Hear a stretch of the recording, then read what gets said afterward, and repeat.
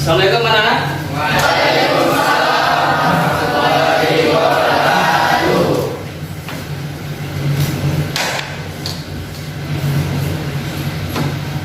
Silakan sebelum kita mulai pembelajaran, alangkah baiknya kita berdoa dulu biar semua kegiatan kita diridhoi Allah Subhanahu wa taala. Untuk ketua kelas ada? Nah, seperti biasa silakan ketua kelas memimpin doa. Siap, gerak berdoa mulai.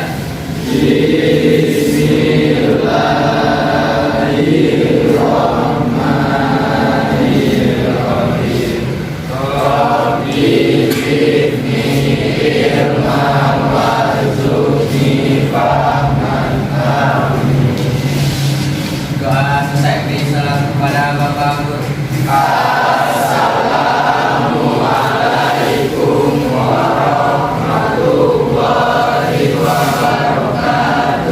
Waalaikumsalam warahmatullahi wabarakatuh.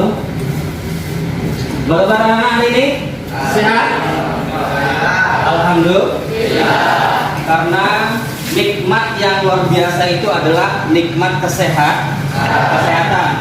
Karena dengan kesehatan itulah kita bisa melaksanakan aktivitas kita untuk memulai pembelajaran di kelas ini. Benar ya? Oke. Selanjutnya saya mau ngecek, saya mau absen di kelas. Ada yang tidak masuk hari ini? Masuk semua? Alhamdulillah. Ya, luar biasa. Anak-anak sekalian, hari ini saya akan memberi materi yaitu penyelenggaraan jenazah. Pernah belajar penyelenggaraan jenazah? Belum? Ya, hari ini kita akan memulai materi penyelenggaraan jenazah. Tetapi sebelum itu saya akan mereflek dulu pelajaran kita yang kemarin, yaitu masalah saja'ah. Saja'ah apa ya saja'ah? Iya, sifat kita yang jujur. Kemudian saja'ah itu dibagi ada 3. Yang pertama dari jujur dalam ucapan, jujur dalam perbuatan, satu lagi jujur dalam iya. Silakan siapa yang bisa menjelaskan yang pertama? Ya. Jujur dalam niat dan kehendak, yaitu motivasi bagi setiap gerak dan langkah seseorang dalam rangka menaati perintah Allah Subhanahu wa taala. Iya, luar biasa. Ada lagi? Ya, silakan. Jujur dalam upaya itu memberitakan sesuatu sesuai dengan realitas yang terjadi. Ya, bagus. Ada lagi? Ya. Jujur dalam perbuatan yaitu seimbang antara lahiriah dan batiniah hingga tidaklah berbeda antara amal lahir dan amal batin. Ya, luar biasa. Jadi saja'ah itu ada 3 tempatnya. Kita jujur dalam perbuatan kita, jujur dalam perkataan kita, dan jujur dalam segala hal. Kemudian lagi ada hikmah dari sifat saja'ah. Ada hikmah dari sifat saja'ah. Ada yang bisa? Ya. Perasaan enak dan tenang jujur akan membuat hati kita menjadi tenang, tidak takut akan diketahui kebohongannya karena tidak berbohong, mendapatkan kebenaran dalam hidup. Iya. Itu hikmah dari sifat atau perilaku saja. Oke, saja'ah. Kemudian ada hikmah dari sifat saja'ah tersebut. Kira-kira ada yang bisa menyebutkan hikmah dari saja'ah? Ya, Nanda? Perasaan enak dan hati tenang. Iya. Ada lagi yang lain? Ya, Eka, silakan. Mendapatkan kemudahan dalam hidup. Iya, luar biasa. Ada lagi? Ya. Selamat dari azab dan bahaya. Iya, ada lagi? Rizky, silakan. Membawa kebaikan dan kebaikan akan menuntun kita ke surga. Ya, luar biasa. Kasih plus untuk teman kamu. Itulah ada beberapa macam saja'ah dan juga hikmah dari saja'ah. Sepertinya kita ini butuh ice breaking biar kita tidak ngantuk di dalam kelas. Oke? Ada yang bisa mau ice breaking? Yang memandu? Kalau tidak ada, oke, bapak saya yang memandu. Ice breakingnya gini. Kalau bapak bilang pagi, tepuk tangan 1 kali. Kalau bapak bilang siang, tepuk tangan 2 kali. Kalau Bapak bilang sore, tepuk tangan 3 kali. Kemudian kalau saya bilang malam, oke, siap, kita coba. Oke. Pagi, siang, sore, malam. Oke, satu kali lagi. Siang, pagi, malam. Oke, tepuk tangan untuk kita semua. Oke, anak-anak sekalian, kita breaking sudah biar kita tidak ngantuk dalam kelas karena kondisinya pun hujan. Oke, anak-anak sekalian, kita langsung masuk ke materi kita, yaitu tata cara perawatan jenazah sesuai syariat Islam, yaitu submaterinya memandikan dan mengkafani jenazah. Kemudian adapun KD kompetensi dasarnya, yang pertama menerapkan penyelenggaraan jenazah sesuai dengan ketentuan syariat Islam. Kemudian KD yang kedua 2.7 menunjukkan sikap tanggung jawab dan kerjasama dalam penyelenggaraan jenazah di masyarakat. Kemudian KD 3.7 menganalisis pelaksanaan penyelenggaraan jenazah. Kemudian KD 4.7 menyajikan prosedur penyelenggaraan jenazah. Kemudian adapun 7 indikator pencapaian kompetensi. Yang pertama, menunjukkan sikap peduli sebagai implementasi pemahaman penyelenggaraan jenazah sesuai dengan ketentuan syariat Islam. Kemudian yang kedua, menunjukkan sikap tanggung jawab saat mempraktekkan penyelenggaraan jenazah di dalam kelas. Kemudian selanjutnya, menunjukkan sikap kerjasama saat mempraktekkan penyelenggaraan jenazah di dalam kelas. Kemudian menjelaskan kandungan dalil nakli tentang kepedulian terhadap jenazah. Kemudian yang terakhir, indikator terakhir, menunjukkan dalil tentang memandikan jenazah. Kemudian juga ada pun tujuan pembelajaran kita ini, ya. Yang nomor 1, menerapkan penyelenggaraan jenazah sesuai dengan ketentuan syariat Islam. Kemudian yang kedua, menunjukkan sikap tanggung jawab saat mempraktekkan penyelenggaraan jenazah di dalam kelas. Kemudian menunjukkan sikap kerjasama saat mempraktekkan penyelenggaraan jenazah. Kemudian menjelaskan kewajiban seorang muslim terkait pengurusan jenazah. Kemudian yang terakhir, menunjukkan dalil tentang memandikan jenazah. Paham ya anak-anak ya? Inilah tujuan untuk pembelajaran penyelenggaraan jenazah kita. Kemudian penyelenggaraan jenazah itu ada berapa? Ada 4. Nomor 1 iya, memandi.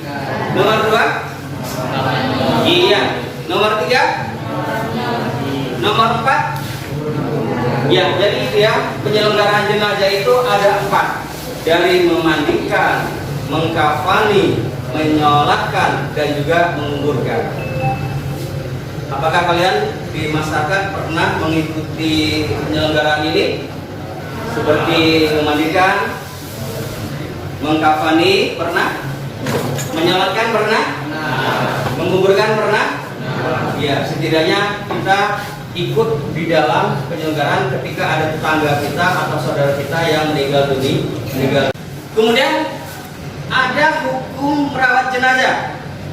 Hukum merawat jenazah itu fardu kifayah. Apa arti dari fardu kifayah? Jika sudah dilaksanakan oleh sebagian orang, maka sebagian yang lain sudah terbebas dari dosa. Tetapi kalau tidak ada satu pun yang melaksanakannya, maka semua berdosa. Iya, kasih plus ke teman kalian. Jadi penyelenggaraan jenazah itu fardu kifayah. Jika penyelenggaraan jenazah itu satu orang tidak melaksanakannya atau sekelompok orang tidak pernah pelaksanaannya, maka nanti satu tempat itu akan dapat dosa. Tetapi jika sudah ada perwakilan, maka juga semua sudah bebas dari dosa. Ini yang kamu lihat di depan adalah gambar apa? Iya, orang memandikan jenazah. Jadi ketika jenazahnya laki-laki, hendaklah yang memandikan itu juga laki-laki. Kemudian jika jenazahnya perempuan, hendak juga yang memandikan itu perempuan. Terkecuali ada suami, istri, anak boleh juga untuk memandikan. Kemudian apa syarat dari memandikan jenazah? Ya. Kemudian, silakan. Saat memandikan jenazah itu ada 3, Pak. Ya. Pertama, mendapati sebagian tubuhnya. Kedua, bukan karena mati syahid atau mati dalam peperangan membela agama Islam. Ya. Ketiga, beragama Islam. Iya, luar biasa. Kasih tolong teman kalian. Itulah dari syarat memandikan jenazah. Jenazah itu orang Islam, memandikannya juga orang Islam. Kemudian ketika orang itu mati syahid, tidak juga perlu dimandikan karena sudah suci. Kemudian yang selanjutnya, ini gambar apa? Orang mengkafani jenazah. Itu jenazah laki-laki, juga yang memandikan, yang mengkafani laki-laki. Jika jenazah perempuan, yang mengkafani juga harusnya perempuan. Oke. Kemudian selanjutnya kita lihat gambar depan mengkafani jenazah. Jadi ada beberapa hal-hal yang perlu diperhatikan dalam mengkafani jenazah. Kira-kira ada yang bisa menjawabnya? Ya, silakan. Kain kafan diperoleh dengan cara halal, yakni dari harta benda dirasa, atau diambil dari masjid terdekat, atau dibebankan kepada orang tua yang mampu. Iya, terima kasih. Kemudian ada lagi? Ya, silakan, Rani. Kain kafan hendaknya berwarna putih, bersih dan sederhana, tidak terlalu mahal dan tidak terlalu murah. Oke, terima kasih untuk jawaban semuanya. Baiklah anak, dari materi kita menyolat dan memandikan dan mengkafani jenazah, kira-kira ada yang mau ditanyakan? Ya, silakan. Apakah ada tata cara atau ketentuan untuk mengkafani jenazah? Jika ada, sebutkan, dan jika ada, apa alasannya? Ya, ada yang bisa menjawab dari teman kalian? Ya, silakan. Muslim berakal dan balik, berniat memandikan jenazah. Iya, luar biasa. Kemudian ada lagi yang ditanyakan? Ya, tambah lagi. Apakah ada tata cara atau ketentuan untuk mengkafani jenazah? Jika ada, sebutkan, dan jika ada, apa alasannya? Ya, ada yang bisa membantu menjawab dari pertanyaan teman kalian? Oh ya, silakan. Batas minimal mengkafani jenazah baik laki-laki maupun perempuan adalah selembar kain yang dapat menutupi seluruh tubuh jenazah. Batas sempurna bagi jenazah laki-laki adalah 3 lapis kain kafan, dan bagi jenazah perempuan adalah 5 lapis, kiri 3 lapis kain kafan ditambah kerudung dan baju kurung. Iya. Jadi itulah ketentuan dari memandikan dan juga mengkafani penyelenggaraan jenazah. Baiklah anak-anak, kemudian untuk selanjutnya kita akan berdiskusi. Nanti kalian membuat kelompok 1 atau 2 kelompok. Selanjutnya kita akan berdiskusi di learning. Ada permasalahan-permasalahan yang terdapat dari gambar yang sudah ada di depan. Nanti diskusinya kita buat 2 kelompok. Kelompok 1 laki-laki dan juga kelompok yang kedua perempuan. Untuk kelompok 1, kalian bisa menganalisis, mencermati dari gambar penyelenggara jenazah, yaitu yang pertama memandikan. Kemudian yang untuk kelompok kedua, yang putri, silakan kalian menganalisis bagaimana telah gambar di depan, yaitu mengkafani jenazah. Paham ya? Jadi ada 2 kelompok, memandikan jenazah dan juga mengkafani jenazah. Ya, silakan kita membuat kelompok dan berdiskusi. Silakan.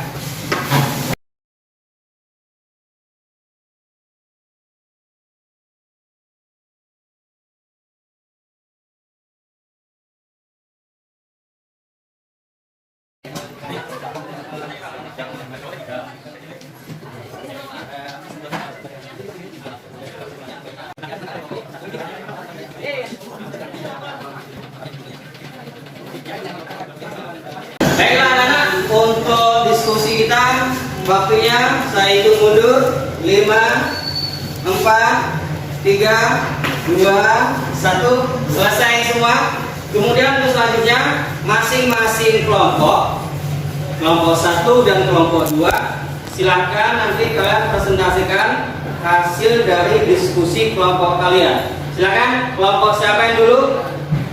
Ya, kelompok 2. Silakan maju.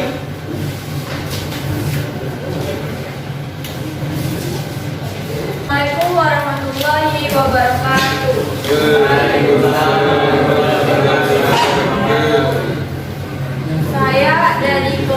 Saya Claudia Liradaldi dari kelompok 2 ingin mempresentasikan hasil diskusi kami tentang mengakani jenazah. Mengakani jenazah. Setelah dimandikan, jenazah tentunya dikafani. Sekian dari hasil diskusi kami. Ada yang ingin bertanya? Silakan dari kelompok 1. Baiklah, yang mau bertanya dari kelompok 1. Assalamualaikum warahmatullahi wabarakatuh.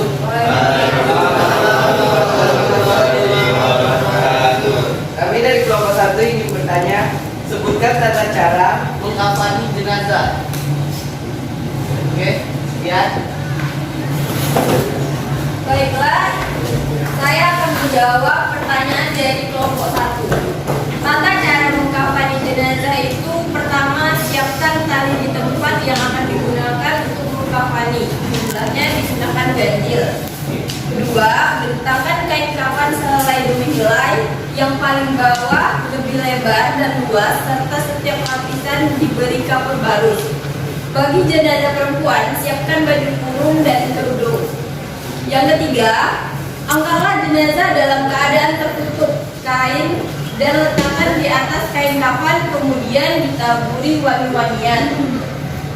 Keempat, tutuplah lubang-lubang hidung, telinga, mulut, kobel dan dapur dengan kapas. Kelima, bagi jenazah perempuan pakaikanlah kerudung. Keenam, selimutkan kain kafan lembar demi lembar dari lembar yang paling atas dimulai dari bagian kiri. Ketujuh, ikatlah dengan tali yang sudah disiapkan sebelumnya di bawah kain. Kedelapan, simpul tali diletakkan di sebelah kiri tubuh jenazah. Bagaimana kelompok 1 puas dan jawabannya? Sekian dari presentasi kelompok kami. Saya akhiri. Assalamualaikum warahmatullahi wabarakatuh. Terima kasih untuk kelompok 3. Kemudian lanjut ke kelompok 1. Siapa yang mempresentasikannya? Ya, silakan Andi Radi.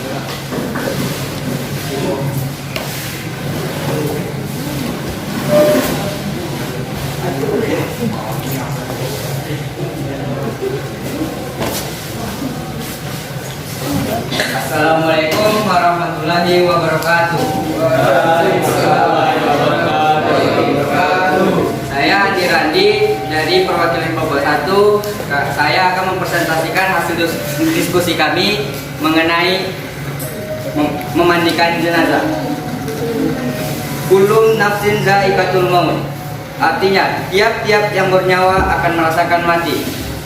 Ayat di atas menjelaskan bahwa setiap yang bernyawa pasti akan mati. Kita juga akan mati disebab kita ini manusia yang memiliki nyawa. Kematian datang tidak pernah pilih-pilih. Apabila ajal datang, tidak ada satu kekuatan pun untuk mempercepat atau memperlambat. Ada kalanya kematian itu menjemput saat masih bayi, kanak-kanak, remaja, dewasa, bahkan orang yang sudah tua renta. Baiklah, dari kelompok 2, apakah ada yang ingin bertanyakan? Assalamualaikum warahmatullahi wabarakatuh. Waalaikumsalam.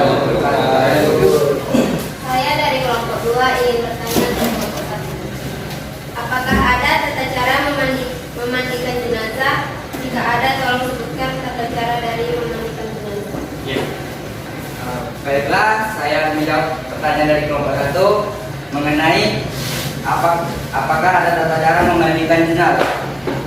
Baiklah, saya menjawab. Yang pertama, jenazah diletakkan pada tempat yang tinggi seperti meja atau kursi panjang dan di tempat yang tertutup. Siapkan air. Yang kedua, siapkan air secukupnya. Disunahkan air dicampur dengan daun bidara atau sabun. Sebagian air dicampur kapur barus untuk digunakan pada siraman terakhir. Ketiga, jenazah diberi kain basahan untuk menutup auratnya. Keempat, mengeluarkan kotoran dari dalam perutnya dengan cara mengangkat punggung dan kepala jenazah sambil dipijat perutnya secara perlahan. Kelima, bersihkan gigi jenazah, lubang hidung, lubang telinga, celah ketiaknya, celah jari tangan dan kaki serta rambutnya. Keenam, miringkan jenazah ke sebelah kiri untuk dibasuh sebelah kanan. Sesudah itu, miringkan ke sebelah kanan untuk dibasuh sebelah kirinya. Yang ketujuh, siram badan jenazah mulai dari sebelah kanan atas ke bawah tanpa air merata. Disunahkan hitungan ganjil. Kedelapan, mewudukan jenazah. Kesembilan, keringkan badan jenazah dengan handuk. Baiklah, itu yang sudah saya jawab pertanyaan dari kelompok 1. Apakah dari kelompok Baiklah, pertanyaan dari kelompok 2 sudah saya jawab. Apakah dari kelompok 2 merasa sudah cukup atau belum? Terima kasih buat semuanya. Saya dari kelompok 1 mengakhiri. Wassalamualaikum warahmatullahi wabarakatuh. Waalaikumsalam. Kasih kelas untuk teman saya.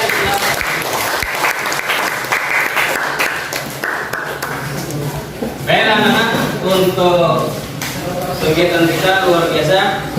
Dari materi selanjutnya, dari diskusi kita berjalan dengan baik. Ada yang mempresentasikan hasil diskusinya.